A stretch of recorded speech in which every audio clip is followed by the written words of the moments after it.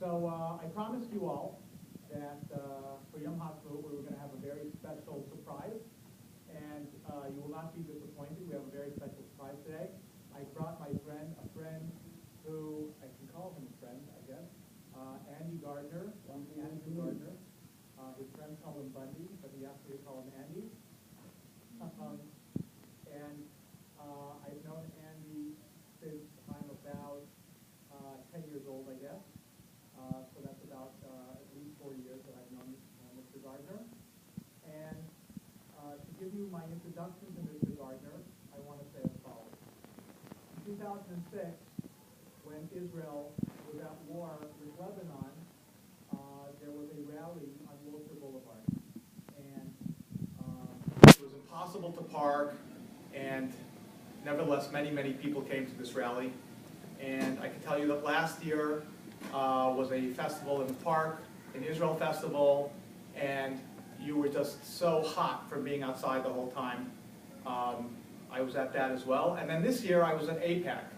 And at APAC, I remember 3 days of doing nothing but walking and being tired the whole time. And the one thing in common about all three of these events is that I met and saw Andy Gardner at all of these events. So the question I have to ask to Andy Gardner is, why do you come to these events when most people from your generation actually don't come to these events? However, before we get to that question, I have a few other questions that I want to get to first. So the first question I wanted to ask you, Andy, is tell us about your childhood in Europe and your recollections of the Holocaust. Statement, it looks like. I was born in Hungary, and I was the fourth of 5 children, 5 boys. I had a loving, caring family, and enjoyed a loving early childhood. My father had a lumberyard, and I would say that we were in the middle class category in our surroundings. I believe it is only proper and fitting that every person should try to remember their parents as good and honorable people. I want to state clearly and honestly, I can boast about them, and still I won't be exaggerating. We were raised what was called today as modern Orthodox Jews. My parents did not wear religions on their sleeves. They lived it in their lifestyle, in their behavior. Both of them were quite verbal with us children, but they did not sermonize us a lot. Rather, they just set the example for us, hoping that we will follow it. My mother used to come to us in the evening and told us stories. Some of them were read from books, and others were from family and other life stories. There was one that especially stayed with me, accompanied me to the forced labor camp and to the concentration camps later. This was the story of the pauper and the prince. You may have heard of it, but it is a little ahead of your time.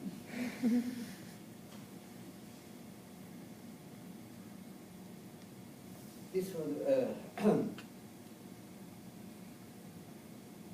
on a given day, in a given place, 2 women gave birth to 2 babies, both of them baby boys. One of the ladies was the queen of that country, and the other was a pauper lady, a beggar lady. Time went on, their babies grew up, and one day the pauper boy was walking on the street and passed by the royal palace. Through the fence he saw the young prince playing in the front yard. The pauper boy stopped and started watching him. The prince noticed him also, and he caught him in the yard, into the yard. First they were playing outside, later the prince took him to his room. As they looked in the mirror, both boys noted that they resembled each other as if they were identical twins. The prince then ordered the little beggar to change clothes with him. At this point, the prince's teacher came in and saw the prince playing with a boy, and the boy in a tattered and not very clean clothing. He called in the guards and ordered the boy in the rags to be thrown out. The prince in the torn clothes started to scream. They are making a terrible mistake. He in the rags is the prince, and the boy in the princess clothes is a beggar boy. Nothing helped. The prince was thrown out unceremoniously. On the street, he stopped the people, screaming. A bad mistake was made in the castle. But nobody was paying attention, thinking that he's out of his mind. As time went on, the prince got very hungry and started to beg for food, as some real beggar. For the night, he went to the gates eaves and slept under the eaves. In his dream, he was back in the palace as the prince, but when he woke up and saw himself in the rags, he cried out, "I am confused. I do not know if I have a nightmare now that I am a beggar, or I only had a dream that I am a prince." Going back to my father, I was shown him now, let me say he was a man who was religious and was truly honest with his family and with his fellow human beings. Excuse me. As he always said, a religious person must be an honest person. He did a lot of favors, a lot of mitzvahs, helped other fellow human beings.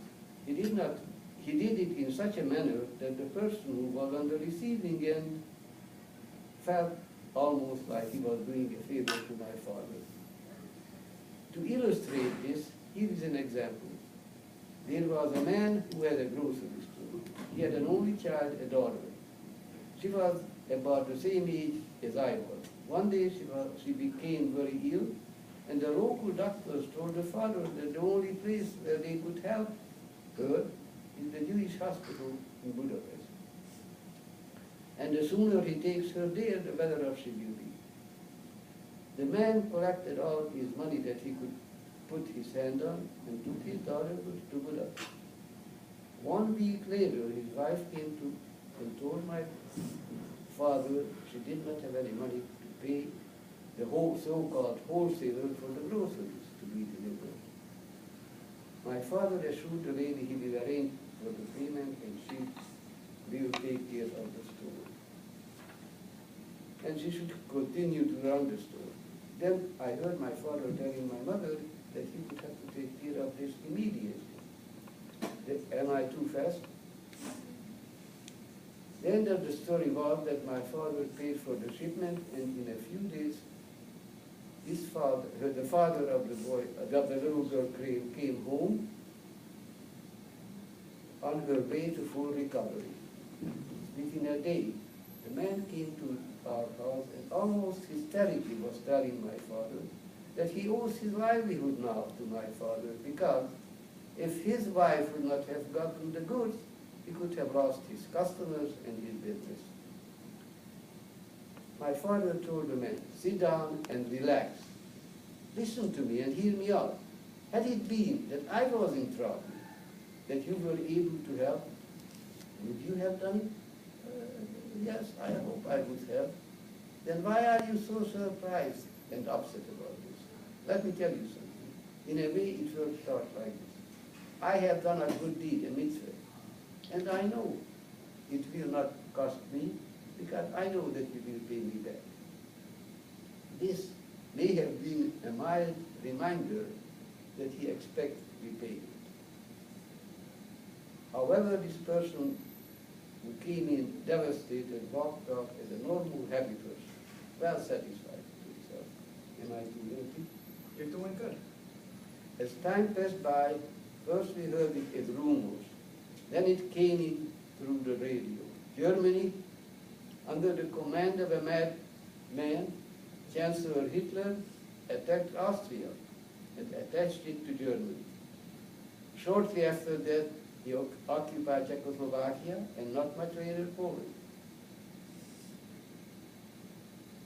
Poland, which started World War II eventually, because Great Britain and France declared war shortly after that to Hitler and Germany.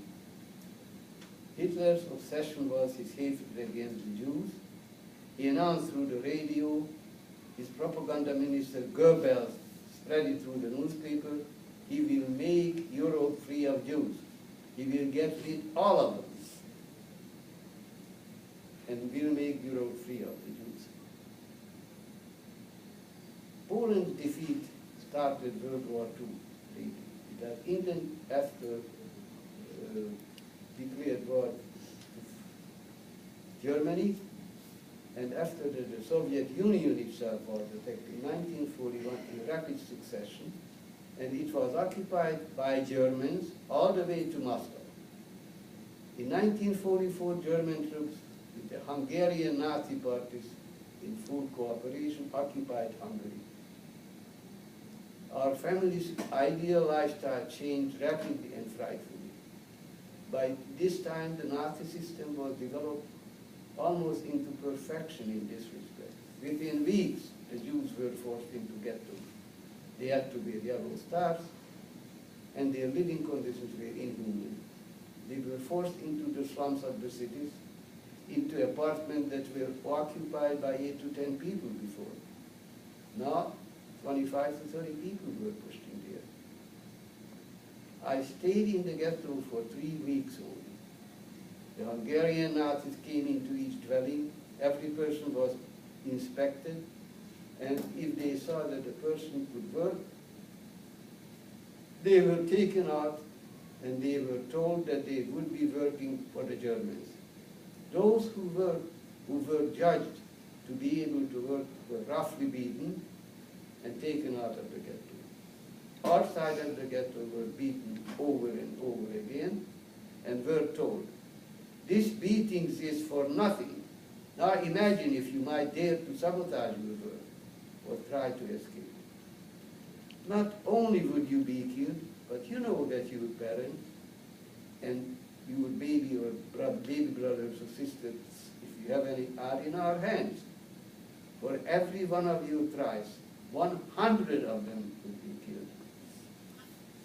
Little did we know then that within 2 weeks after separation from them, they were taken to Auschwitz concentration camp. And most of them were gassed and cremated. Most of us, meanwhile, in the labor camps, were subjected to very hard work under inhuman conditions and with very little food. Murderous work, sadistic beatings, and we were eaten alive by body lice. The body lice that were sucking us dry by devouring our blood. Many, maybe most survivors continued their survival by luck and by being preordained to live. In addition, certain people, by their profession or trades, like tailors, shoemakers, bookkeepers, etc., because the Germans needed them badly, personally also. And because of it, they received more food and better working conditions. My reason to be able to survive was that I dreamed at night often. I was at home at night, and it was mostly Friday night. The highlight of our home life was Shabbat. Friday, the wooden floors were waxed, the furniture was waxed, the challah was in the oven, the chicken noodle soup was on the stove. The smell of the wax and the odor of the freshly baked challah mingled with the chicken noodle soup, and all that created what we call the Sabbath aroma.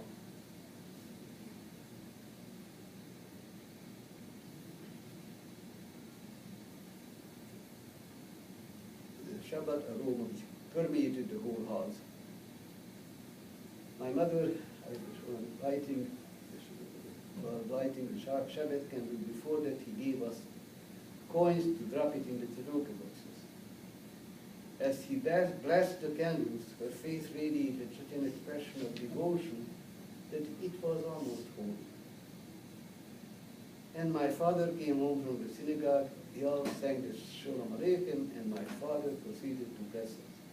And all this was so real, so vivid, so lifelike, that I felt the weight of my father's hand on my head as he blessed me. And as he bent down to kiss my face, I felt the heat of his breath on my face. At the crack of dawn, as the SS soldiers came with their viciously barking dogs, it took seconds to separate dream from reality. Am I having a nightmare now that I am in a concentration camp? Or was I only dreaming that I was home for real? This is my mother's story about the paupers and the drink followed me.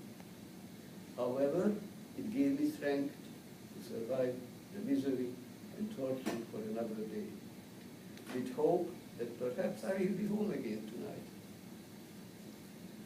The miserable and treacherous existence continued on without much hope that we shall survive.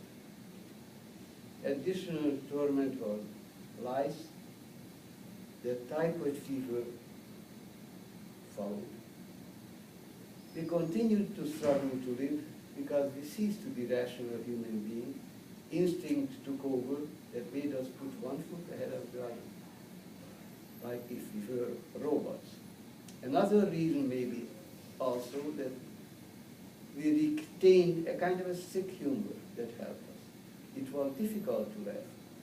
A person stopped another one and told him, you know what, you are lucky, you are so ugly and appear to be so distasteful that even the bugs won't bite you.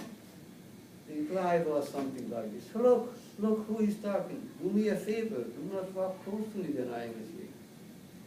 Your bones in your body cracking under your skin and rattles so loud it will wake me up. All that was said in a so-called good humor, gallows humor, but created some diversion and some entertainment. In the early hours of the morning, the SS guards came with their vicious, trained killer dogs, screaming, "Arouse! Arouse! Out! Out!" Everyone tried to run out as fast as their limited energy allowed it, hurrying out as not to be the last 40 or 50 persons in the crowd, because those last 40 or 50 were held back. They have to carry out the corpses who died overnight. To carry out each corpse to the mass grave, which was several hundred yards away, the corpses were emaciated and probably weighed only 60 to 65 pounds. Still, it was almost unbearably heavy for us. As we reached the mass graves, that was dark during the night, we had to swing the body and let it go simultaneously by all four of us, for the body could drag us into the grave. Nobody walked out of the grave who fell in. Also, if some of the SS guard was in the mood for it, he came behind us, gave us a kick, and that person fell in the grave also, never to come out.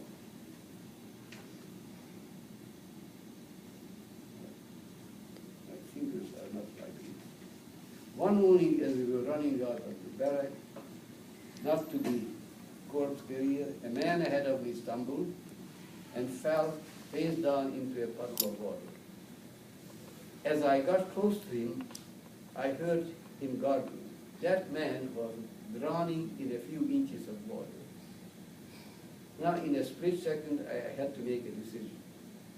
A split second that then seemed to be an eternity. My immediate instinct was to stop, to try to pull him out, to save him. But not far from the scene was an SS guard standing, with him his trained killer dog. If he will notice me, he will send the dog, and both of us will die. I did not stop, but this event became one of my worst nightmares that accompanied me for many, many years and drove me at times close to killing myself. Time passed on relentlessly. Rumors started to pop up that the Germans are losing the war. It is nearly over. The victorious American and British army were forcing them from the west and the Russians from the east. This did not improve our immediate situation. We were not fed more or better, and the treatment even was more cruel and deadlier if possible. We were eaten up by the lice.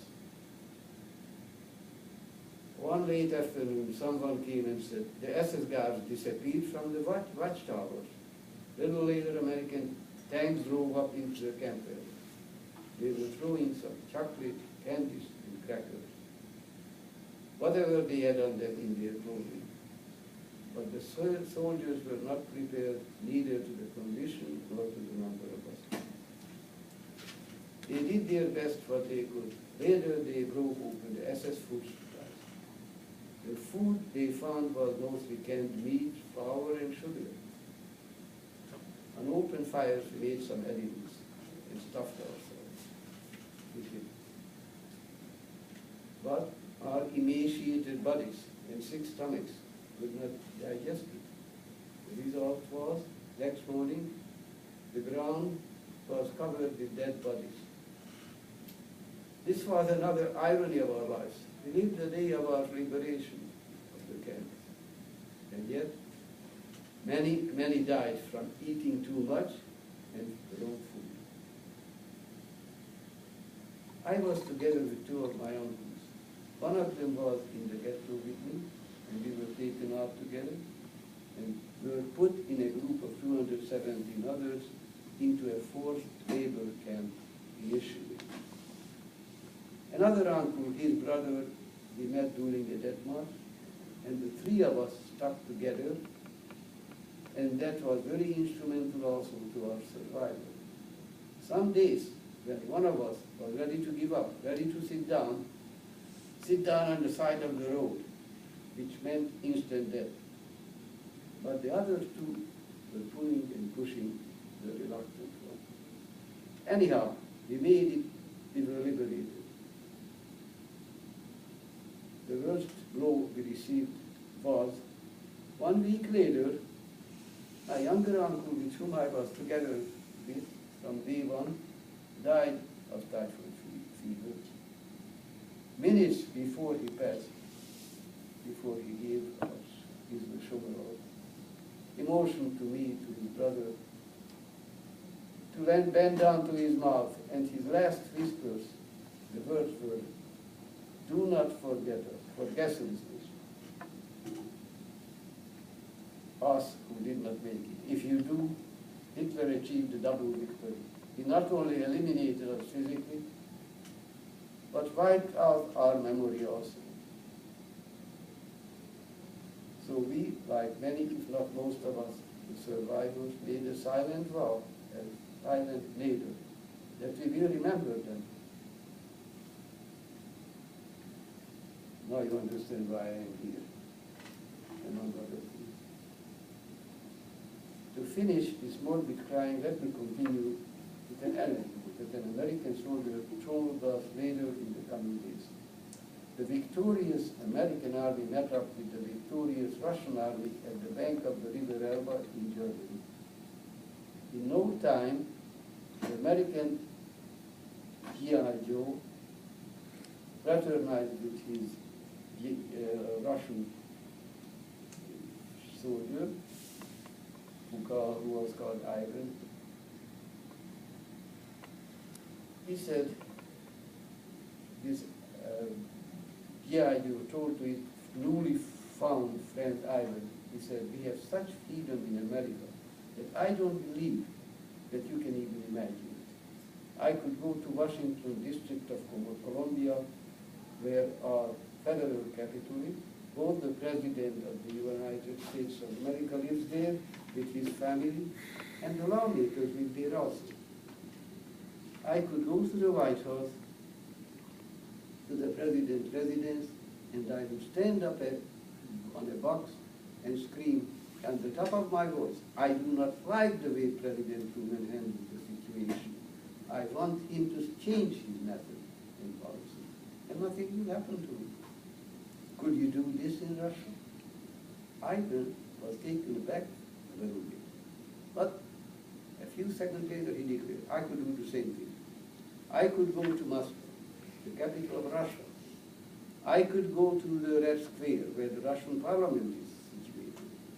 And just like you, I could scream at the top of my voice, I do not like President Truman, so you're offending the situation.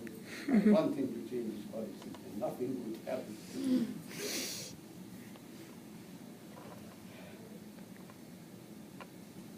My younger brother, my younger uncle, who got the typhoid fever and died, was taken away.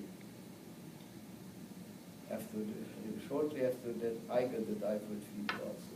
I was taken to another place, a converted German barrack that was a police station before, and was now used as a hospital for us. After 2 months, German doctors and nurses nurtured me back to life. My other uncle stayed with me. That was more important and meaningful than all the Germans gave. Everything else was in utter chaos. Once he was buried, my uncle, we started to go back to former home. The American army took us to Vienna, Austria, by train. From there, the Russians took us over, since they occupied Austria. They got us out of the train and made us leave the few things that we collected, and we never saw those again. This was introduction to the Russian system. In a week's time, we started working together. The American Joint Distribution Committee led us and arranged to take us to Budapest by train. The greatest trauma of our life hit us when we found out that our loved ones, parents, brothers, most of our relatives were killed by the Nazis. In spite that we saw with our own eyes that daily thousands were killed, we forced ourselves to believe that that could not happen to our family. And we were told this was sort of a self-hypnosis. But that helped us keep ourselves alive. However, it hit us with such a force that we couldn't survive. And we cried out bitterly, Russian, what is this additional penalty that we stayed alive? Why didn't we die with our loved ones? Facts were that a few committed suicide within a few months after liberation. After we got home. But life went on, in spite of everything. We had our misery, we had horrible nightmares. We were back in the concentration camp. To avoid the nightmares in the evening, we went together in small groups from bar to bar, and drank ourselves into a drunken state. Had there been drugs then, we probably would have ended up as junkies. One night we became so sick from the drunkenness that then and there we decided not to we decided to give up drinking right then and there. And we decided that we leave this hostile, murderous country and we leave this bloody continent altogether. In 1946, we picked us up and we did a couple of changes in our, a couple of changes of clothing on our backpack. We escaped to Germany.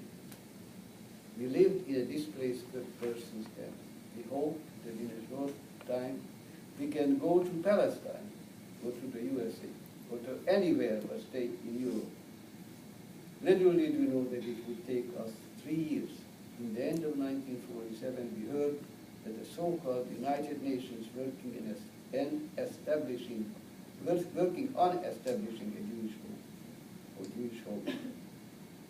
This gave us a goal, an aim for our future. However, we could not make it to Palestine. but we got a visa to the United States of America. My first destination was Tulsa, Oklahoma. We arrived there with my wife in October 1949. Those days, an immigrant needed a visa, work guarantee, and assurance of a place to live. We had all that arranged long before we arrived in Tulsa. The person who arranged it was a distant relative, who also became a mentor and our employer. He had a small department store. I started out as an assistant janitor, and my wife as a seamstress. A few weeks after our arrival, our mentor, with the cooperation of the Jewish committee, made a reception in honor of the newcomers, including 6 other couples who were there already. We were called the survivors. During the dinner, each of us was asked to introduce ourselves and give a short biography of us. When my turn came after a rather tall man, he had just adjusted the microphone, which was hanging on a wire, to his size. At my turn, I pulled it down to my side and was ready to talk. A voice came from the back of the room and yelled, "Please, stand up, we cannot see you." So I pulled myself to my full height of my 5.5 foot, 5.5 foot, and started to talk and said, "We feel very fortunate that we were granted the privilege to come to the United States, and we're lucky to be accepted to such a friendly and considerate community." After I finished these few carefully selected sentences, the same voice from the rear of the room hollered, "Now please, say the same thing to us in English." So whenever I start talking, this memory comes back and wonders after whether you understand what I'm saying.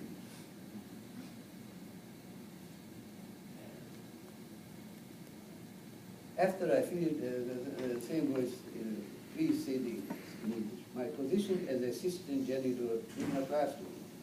My immediate boss called the owner, my mentor, and told him, "You cannot use me. I am retarded." He asked me for a broom, I gave him a shovel. Asked me for a nail and gave me a hammer. So, fascinating story, unbelievable. Unfortunately, in some respects, it is too true story. Yeah. Well, your English, I'm sure, has improved a lot since then, because I know we all understood everything you said. You are very kind. I want to go on to ask, any other early anecdotes you want to tell us about your coming to America, your early life in America, that come to the top of your head? Just a short story. You know, my mentor, who was a lieutenant colonel in the United Air Force in World War IV. World War II. World War II. Excuse me. Told you a little senile about VA. Anyhow, I don't have to tell you that in my eyes, an angel was more sacred than him. He who went on 24 bombing sorties over Germany as an Air Force pilot. He used to ask me to come to his office at least once a month, and he used to tell me about how we Americans are expected to live after I gain my citizenship after 5 years of stay. And one day, as he came out, he started to walk up and down, and every once in a while turned back, "You follow me? You follow me?" And after a while, I said, not only I have to listen to him, but I even have to follow him. So I got up and started to walk behind him. And one should see his face when he looked back and saw me walking behind him. He said, "Look, I am giving my throat out to tell you I'll help you in the future, and you make fun of me." But I said, "Sir, you told me to follow me."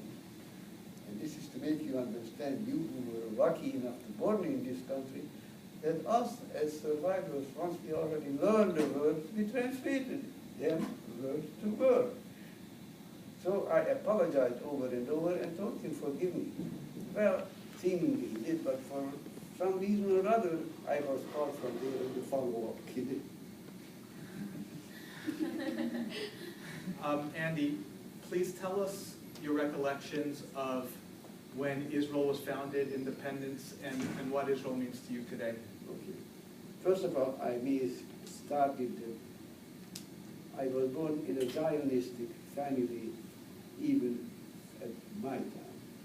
My Zeder, my mother's late father, Shua, was a Zionist himself. In those days, the Zionists in the Frum Center, in the Orthodox Center, was not looked with satisfaction, because when they went out, many, if not most of them, became the Shabbos and did not keep kosher. So, in 1935, my Zeder Erbashuan had a premonition. Something told him that Hitler, who wrote book Mein Kampf, in which he described it in detail how he would get rid of the Jews and every other minority, lower class people like blacks and any other indigenous people. He wanted to develop a race, a master race. But anyhow, my grandfather in 1935 not asked the unmarried children of his, but told them to go to Palestine. He had a feeling that something horrible would come out of this mindset. And just want to tell you that the two daughters and one son left for Palestine. They went to work in the Hula Valley. They were draining swamps. My married sister, husband got fever from malaria, and not long after he passed away. My brother in the 1948 was killed, but the two sisters had by them children, Amram, Gilad, and they stayed alive. My other sisters also, the 3 children, they are alive, and two of their children are Rebbeim in Tzafat, Chabad Betais. So it was not all in vain to go to Israel. And from that, my grandfather had 11 children, not because he was that frum. In those days, it was not unusual, unfortunately, for a mother to die in childhood. And my mother's mother, she was the oldest child of my grandfather. And, she was killed, and all the others but 2 stayed alive from the Palestinian groups, all but the one who was killed in the 1948 war, but he died for a cause, not like me in the concentration camp. And the other who died of fever, malaria, and their children, grandchildren, and so on. So, because of, I learned of the importance of Palestine on the knee of my grandfather, is why we all are and were Zionists, and are today, and I can tell you young ladies, in Yad Hashem, after you get married and you will have children, please tell them about the Holocaust. We are talking about the Yetzias Mitzrayim after 2,500 to 3,000 years, and sitting around the Seder table. And their fear was not only that they will be forgotten, don't forget. Many of them in that fear included that there is nobody left behind to say Kaddish after them. And this is why they are asking, please, tell those who perished and teach those who will come what happened and what can happen if a madman becomes in power, becomes ruler. The example is Iran. Do we need any more and showing example? If he would ever put his hand on the nuclear weapon, who do you think would be the first victim? Naturally, the Jews, Israel. I would like to read something for you from this. So, when I was a kid, somebody wrote, I couldn't understand why Eisenhower why Eisenhower was so popular. Maybe this will explain why. General Eisenhower warned us. It is a matter of history that when the Supreme Commander of the Allied Forces, General Eisenhower, found the victims of the death camps, he ordered all possible photographs to be taken, photographs to be taken for the German people to show them and bring them in from surrounding villages to be ushered through the camps, and even made them to bury the dead.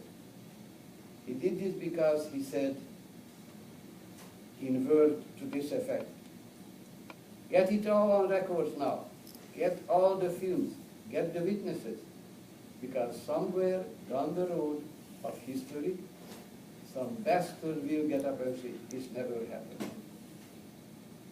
Very powerful. It is now more than 65 years after the Second World War is ended.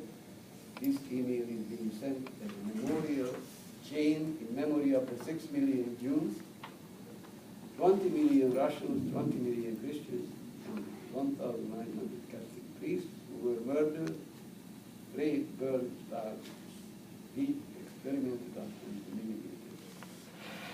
While the German people looked the other way, now more than ever with Iran, among others, claiming the Holocaust to be a myth. It is imperative to make sure the world never forgets. Eisenhower was right. Here we are 7 years later, and unfortunately, many groups are claiming that the Holocaust didn't exist. You have in front of you some of the leaders of the Jewish people for tomorrow. You've given them your message to move forward and remember the Holocaust. What message do you have for them to go forward with regard to the state of Israel? Had there been, first of all, the most important and most striking to me is that had there been a state of Israel, there would not have been a Holocaust, and certainly not 6 million Jewish people. Who is going to Tomorrow, these are the leaders of Am Yisrael tomorrow. They've already started today, but tomorrow for sure. Our future is in good hands. We will healthy, live to be 120, and many children, because you know, to make up 1.5 million children who were killed, who never had a life, because they would be guilty. Because one of the questions we asked, you know, after liberation, after we went back to Hungary, there were no rabbis in our small town in Gardner.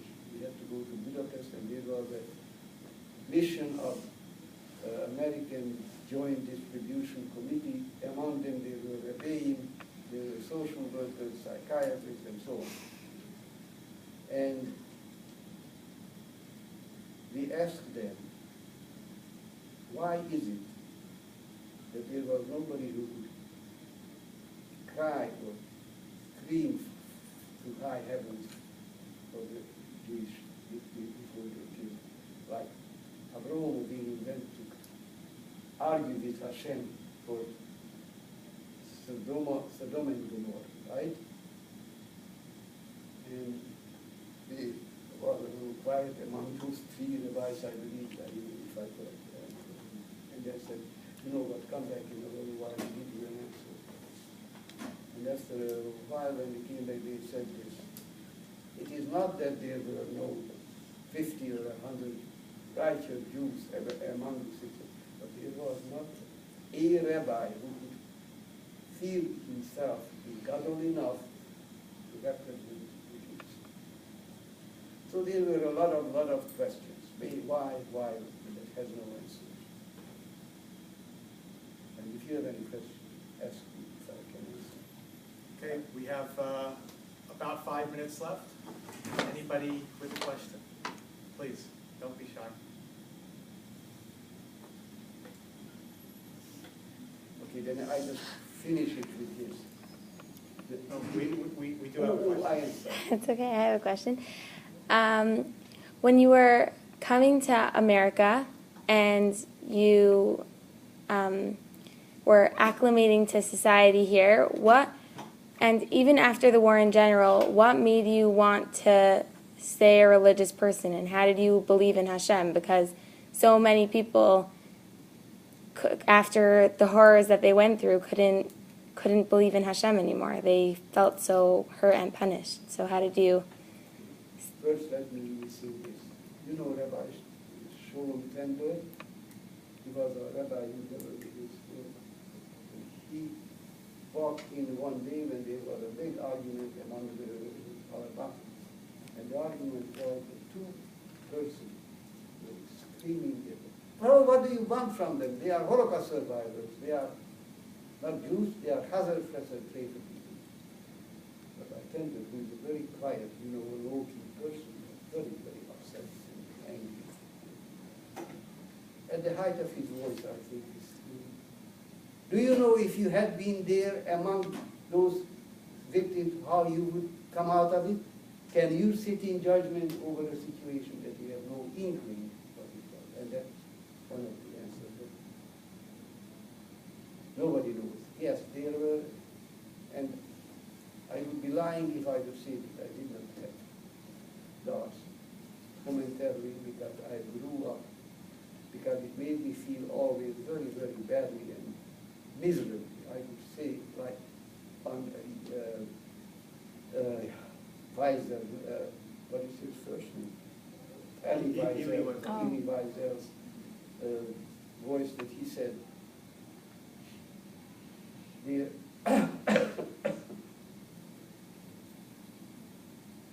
I felt mentally worse than maybe even in the concentration camps. Worse because I denied Hashem. I, whose parents were Hasidic She'im, from religious Jews, made me feel horrible, but I could not help it. And it lasted a few years. But please don't quote me. I don't have his permission to quote him. But he said, when I got married, finally, and had a boy, Hashem put me to a test.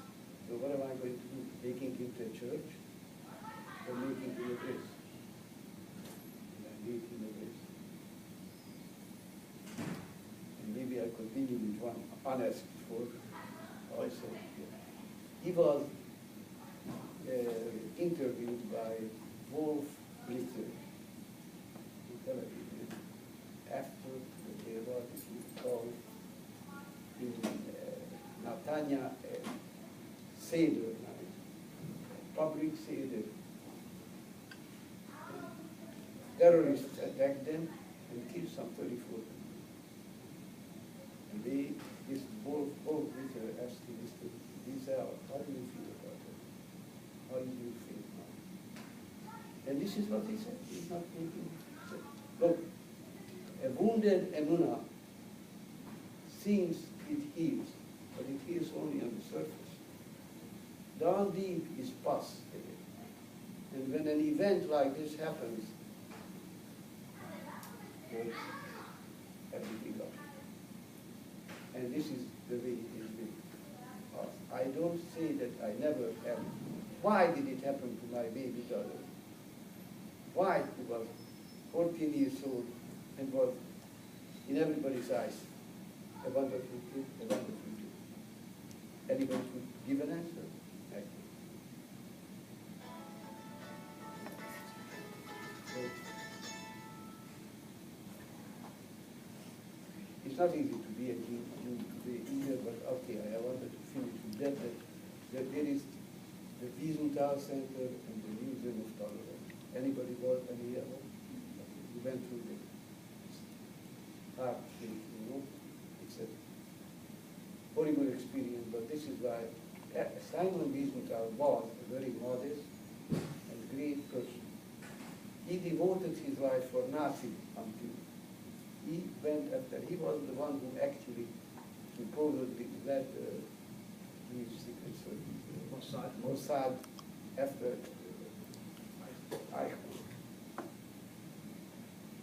I had one thing in common with him, which was I was in the same concentration camp with him and met him here in the Wiesenthal Center. There, if you met, we did not know each other. But that's the camp. The Mauthausen and Gulski. Yes. And he came here to accept his naming, the naming of the Wiesenthal Center in Ashton. You are and were always such a modest man. Just curiosity. What made you accept it? Two reasons. He said. One, it's difficult to say no to the Baha'i. And the second is, he said, he told me I had a dream from way back from my parents who were survivors and passed away, who told him, Simon, why do you think you stayed alive? Why did Hashem keep you alive? He was an architect initially, by profession. He built in Vienna, in Budapest, some beautiful.